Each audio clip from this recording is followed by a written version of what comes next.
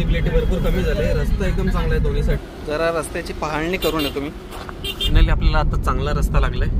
30ची speed limit आहे आणि आम्ही 1 आणि 2ची स्पीड लिमिट मेंटेन करत चाललोय पुढे. लगेच इकडे ट्रॅफिक भेटले, भरपूर मोठं ट्रॅफिक आहे. हॅलो नमस्कार, मी संकेत, तुमचं स्वागत आहे आपल्या कलरलेस आर्ट अँड व्लॉगच्या नवीन व्हिडिओमध्ये. या व्हिडिओमध्ये तुम्हाला बघायला मिळेल विरार ते घोघर पर्यंतचा प्रवास आणि यामध्ये तुम्हाला मुंबई गोवा हायवेचे थोडे अपडेट्स बघायला मिळतील. त्यामुळे व्हिडिओ थोडी पण स्किप न करता शेवटपर्यंत बघा. 4 वाजत आलेत. आता आपण निघतोय गावाला जाण्यासाठी. गाडीमध्ये ऑलमोस्ट सामान सगळं रात्रीच भरले. आता थोडं सामान आहे ते भरायचं आहे. गणपती बाप्पा मोरया, जय बजरंग मोरया, बजरंगबली की जय. 4 वाजता आता आपण निघालोय विरारवरून घोघरच्या दिशेने जाण्यासाठी. टाइम वगैरे किती लागेल ते तुम्हाला पूर्ण व्हिडिओमध्ये बघायला भेटेलच. 4:26 झालेत. आपण वसई हायवेला पोहोचलेत आणि ट्रॅफिक भरपूर आहे. बघूया आपल्या लाईनला ट्रॅफिक आहे की नाही. ते मुव्हिंग ट्रॅफिक आहे.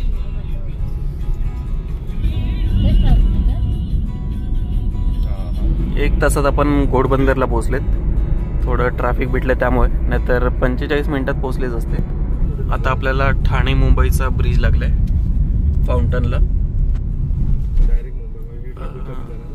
डायव्हर्जन आता इथे पहिलं भरपूर ट्रॅफिक व्हायचं फाउंटनच्या इथे. आता सगळे ब्रिज वगैरे जाण्यामुळे अजिबात ट्रॅफिक नाही. आता आपण CNG भरायला थांबलेत. इकडे आहे थोडा प्रेशर वगैरे चांगला आहे ठाण्यामध्ये. आपण CNG भरूया आणि पुढे जाऊया. आता आपण आलेत कळव्याच्या ब्रिजवर. कळव्याचा जो मोठा ब्रिज आहे त्याच्यावर. आता ब्रिजवरूनच डायरेक्ट आपण जाऊया पुढे.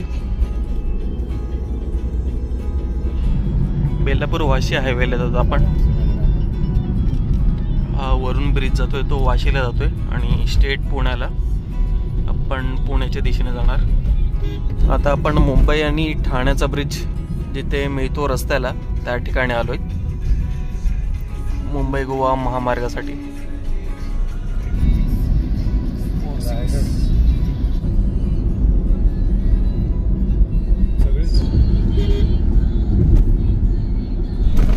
सायन पनवेल टोल नाका. आपण आता जातोय ओल्ड मुंबई गोवा एक्सप्रेसवेने. आपण जाणार होतो पाली मार्गे जायचं. आपण थोडं कॅन्सल केलंय. तुम्हाला रस्त्याची पण माहिती पडेल, त्यामुळे आपण त्या रस्त्याने जाऊया आणि बघूया रस्ता कसा आहे. रस्ता थोडा खराब आहे असं माहिती पडलंय. मुंबई गोवा हायवे चालू होईल तिथून. आता आपण राईट टर्न मारल्यावर इथपर्यंत पोहोचायला आपल्याला 2.5 तास लागले. मॅपनुसार आपल्याला लागणार आहेत 5 तास 30 मिनिटं. म्हणजे आपण पोहोचू 12 वाजता घरी. पण बघूया आता आपण किती ब्रेक वगैरे घेतो त्यावर डिपेंड आहे आणि रस्ता कसा आहे त्यावर डिपेंड आहे. आता आपण परत एका ब्रिज खालून टर्न मारतोय. तिकडून मग पणजी रस्ता चालू होईल. स्ट्रेट आपण गेलो तर इकडून ओल्ड मुंबई एक्सप्रेसवे म्हणजे ओल्ड मुंबई रोड आहे आणि इकडून आपला गोवा रस्ता. जोशी वडेवाले आले. गेल्या वेळेला आपण आलेले, तुम्ही व्हिडिओ बघितला असेल तर आपण इकडे थांबलेलो नाश्ता करायला आणि बाजूला CNG पंप यायचा. आता कर्नाळा चालू होईल. कर्नाळा अभयारण्य, त्यातून आता आपण जातोय.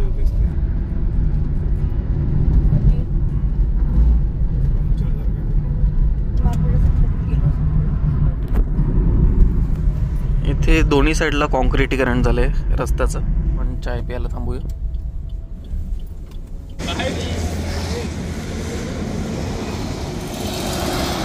आता आपण थांबलेत कर्नाळा अभयारण्यामध्ये. इकडे चाय पिऊन मी गाडी चालवेल.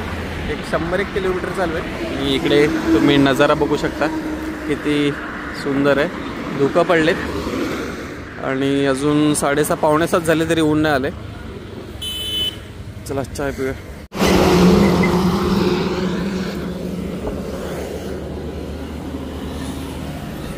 आता निघू इकडून आपण. आता मी गाडी चालवतो. CNG पंप नंतर पुढच्या.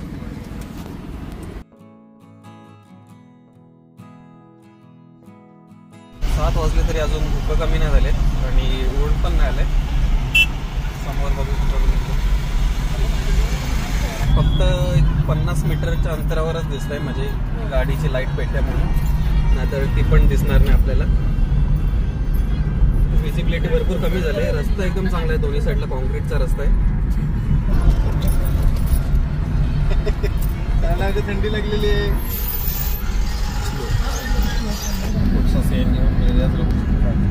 मस्त असं सूर्यदेवाने दर्शन दिलेलं आहे आपल्याला या धुक्याच्या वातावरणात.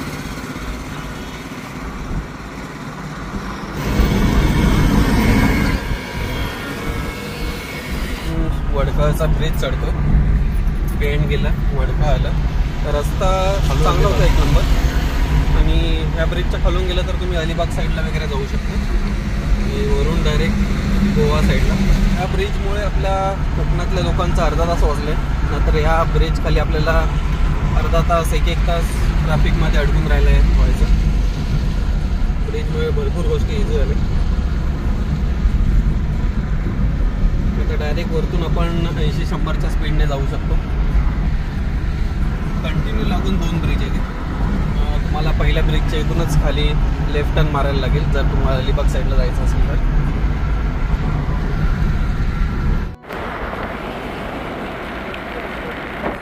वडखळवरून एक 10 किलोमीटर पुढे आल्यावर आपल्याला चेकर्सचा हायवे लागतो.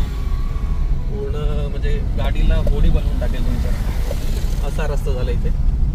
आता समोर रेल्वेचं ब्रिज लागेल, सर्वात फेमस रेल्वेचं ब्रिज आहे. आता आपण पोचलेत पाली फाट्याला. आपण पुण्यावरून जाणार होते तिकडून, न जाता आपण इकडून आलो. पण तिथे पोचलो. आता आपण 8:15 झाले दादा. आपण घरातून निघालो होतो 4 वाजता आणि 6:30 आपण होतो पनवेलला. म्हणजे 1.5 तासात आपण पोचलो इथे. इकडे खडी वगैरे भरपूर पडली आहे रस्त्याच्या बाजूला, पण त्याचा काय वापर अजून झाला नाही. कुठे कुठेच झालंय. पण लवकरात लवकर गव्हर्नमेंटने करावा अशी इच्छा आहे. कोलाडचा ब्रिज आलाय आता. थोडं डायव्हर्जनमुळे आपल्याला ट्रॅफिक मिळालंय अर्धा तासाचं. आपण क्लिअर केले रस्ता. आता परत डांबरीचा चालू आलाय. बघूया आता पुढे कसा रस्ता भेटतो. मानगाव नंतर तर चांगला रस्ता आहे. बघूया. आता आपण कोलाडला थांबलोय नाश्ता करायला. 9 वाजलेत. 9:15 पर्यंत 15 मिनिटांनी निघू नाश्ता करून. गुळाचा चहा. इकडे वडापाव खाल्ला आणि इकडे गुळाची चाय प्यालो. परत 15 मिनिटं आपण थोडं थांबवून निघतो. आता CNG पंपवर थांबूया. इंदापूर बस डेपोच्या इथे आपण पोचलोय. समोरून बघू शकता एसटी बाहेर पडते. आणि हा रस्ता आहे वन वेच अजून पण. आताच्या एसटी नाही थांबत इंदापूरला, ज्या मुंबईवरून वगैरे येतात त्या कोणत्या पण ट्रॅव्हल्स थांबतात त्याच हॉटेलला थांबतात. ह्या रस्त्याचंच काम बाकी आहे. मुंबई गोवा हायवे हाच आहे, फक्त गावातून जातो. काहीतरी इश्यू आहे त्यामुळे थोडं काम लेट झालं या रस्त्याचं. इंदापूरच्या CNG पंपवर आलोय. बऱ्यापैकी असतील 25-30 गाड्या. इथे युटर्न वगैरे नाही म्हणून रस्त्यावरच युटर्न घ्यायला लागतो.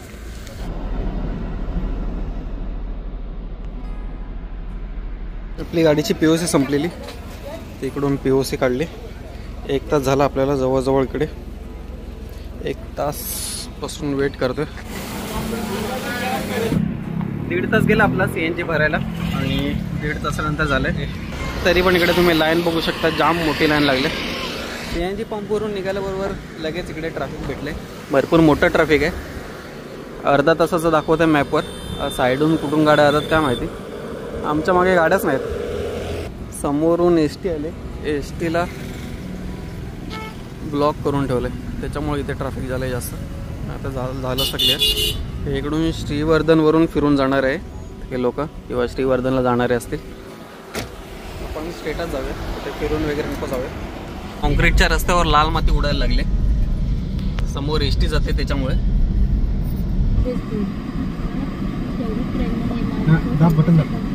जरा रस्त्याची पाहणी करून येतो मी.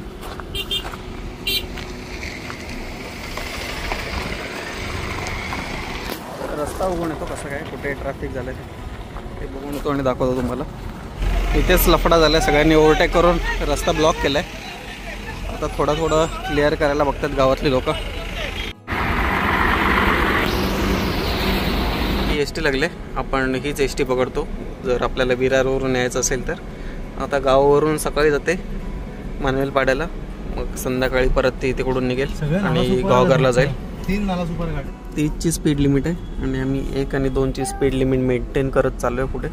आणि माणगावचा ट्रॅफिक भरपूर मोठा आहे, जवळजवळ 1 तास होत आला आम्हाला इकडे.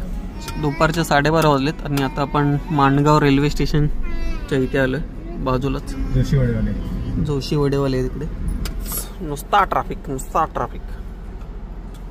1 वाजता माणगाव बस डेपो आलाय. आता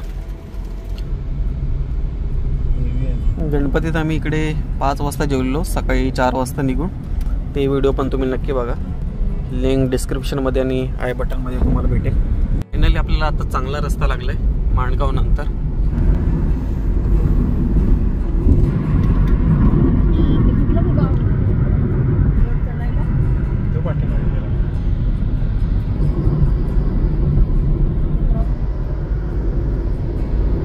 आता आपण महाडमध्ये आहोत. इथे गांधारपाली लेणी तुम्हाला बघायला मिळते. कवित्री नदीच्या पुलावरून जातोय आता आपण. आता पहिल्या टोल वर आलोय, मुंबई गोवा हायवेच्या.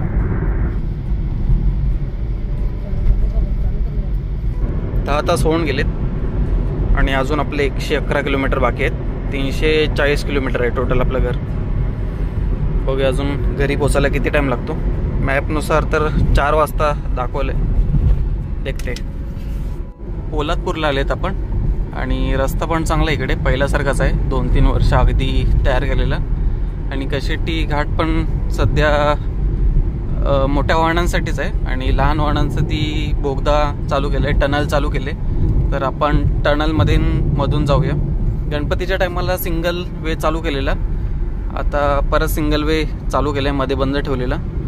मोठी वाहनं आहेत ती वरून जातात कशेट्टी घाटातून आणि बाकीच्यांना टनलमधून एंट्री आहे. तर सध्या चालू आहे ते बघा, तिकडे मागे गेले ते परत टर्न भरून इकडे येते.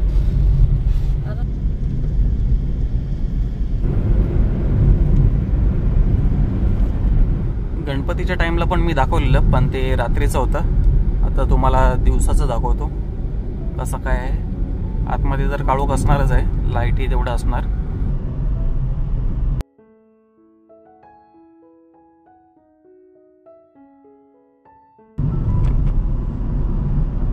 हे परत आपण जुन्या रस्त्याला भेटतो, ज्या रस्त्याने ट्रक वगैरे येतात. पण तरी पण काही छोट्या गाड्या वगैरे येतात ज्यांना हा रस्ता माहिती नाही किंवा मॅपवर पण हा रस्ता दाखवत नाही.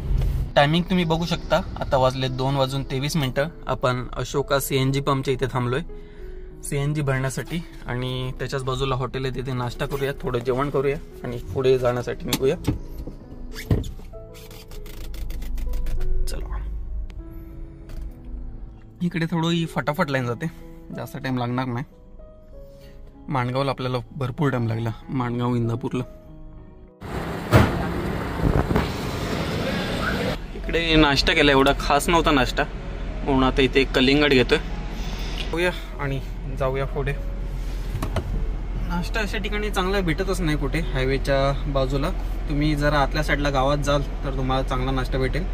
मुंबई गोवा हायवेला कुठेच एकदम चांगला नाश्ता भेटत नाही. चांगल्या हॉटेलमध्ये गेलात तरच भेटेल तुम्हाला. काळकाई देवी मंदिर हायवेच्या एकदम बरोबर मध्यभागी आहे. इकडे खाली खेड रेल्वे स्टेशन आहे, तिथूनच थोडं पुढे मुंबई साईडला अशोका CNG पंप आहे, जिथे आता आम्ही थांबलेले. आता आपल्याला लागलाय भोसते घाट. हा थोडासा एक टन याच्यामध्ये डेंजर आहे, बाकी एवढं काय नाही. त्याच्यानंतर मग आपल्याला लागेल घॉगरचा एक घाट लागेल, त्याच्या आधी परशुराम घाट लागेल, नंतर मग घॉगरचा घाट लागेल. ते दोन्ही तुम्हाला दाखवतो.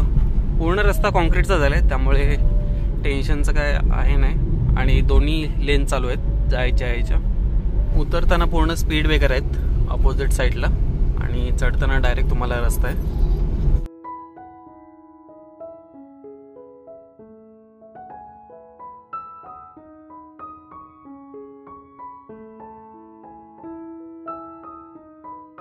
आता आपल्याला लागलाय दुसरा टोल मुंबई गोवा हायवेवरचा, चिपळूणच्या आधीचा. आता आपण लोटेच्या माळावर पोहोचलेत. रस्ता चांगला आहे तसा. 3:10 झालेत. विक्रम घाटाला सुरुवात केली.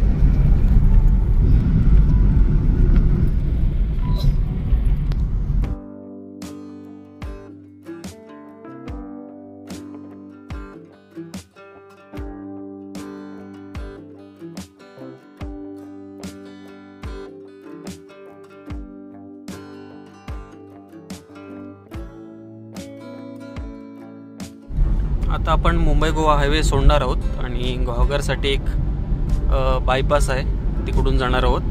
2 ठिकाणावरून जाऊ शकतो. एक तर चिपळूण मार्केटमध्ये जाऊन तिकडून फिरून जाऊ शकतो जर तुमची बहादूर शेख नाका, जर तुमची हायटेड गाडी असेल वगैरे तर. नाहीतर तुम्ही या बायपासने जाऊ शकता. त्यांनी एक बायपास त्याने दिला आहे ब्रिज खाली, पण तो सध्या बंद आहे. काम चालू असल्या कारणाने ब्रिजचं काम चालू आहे त्यामुळे आता आपल्याला मेन रोडवरूनच जायचं आहे. बाजूलाच तुम्हाला इकडे पटरी दिसेल आणि चिपळूण स्टेशन.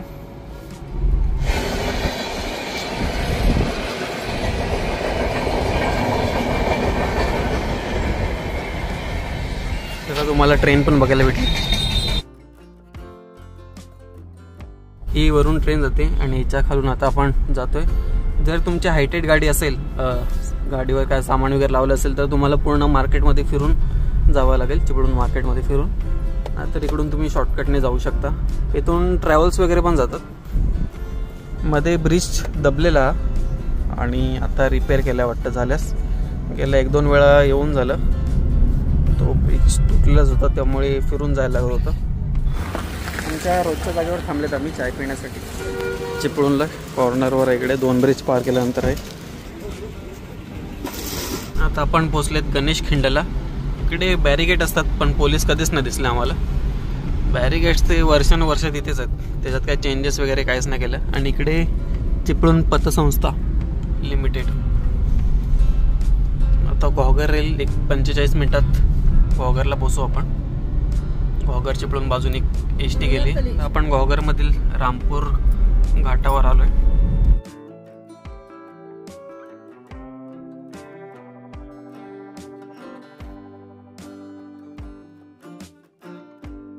रामपूरचा घाट संपल्यावर लगेच आपल्याला कॉन्क्रीटचा रस्ता लागतो. हा पूर्ण घोगर चौपाटीपर्यंत सेम रस्ता आहे असाच. आणि बाकीचं जर तुम्ही गावात जाल शृंगार तळीवरून किंवा घोगरवरून आजूबाजूला तर तुम्हाला डांबराचेच रस्ते बघायला भेटतील. फक्त हा घोगरपर्यंतचा मेन रोड आहे तोच फक्त कॉन्क्रीटने बनवलेला आहे. शृंगार तळीला आता आपण आलो आहोत. इथून लेफ्ट मारून आपण आपल्या गावाला जाऊया आणि जर स्ट्रेट गेलं तर घोगरला पोचू आपण. आणि आता आम्ही जातोय त्या टर्नने तुम्ही गणपतीपुळे, रत्नागिरी साईडला, हेदवीला, वेळणेश्वरला जाऊ शकता. समोरून पण जाऊ शकता घोगरवरून, पण थोडं लांब पडेल तुम्हाला. आणि इकडे शृंगार तळीमध्ये संकासूर आलाय, तुम्हाला दिसला असेल.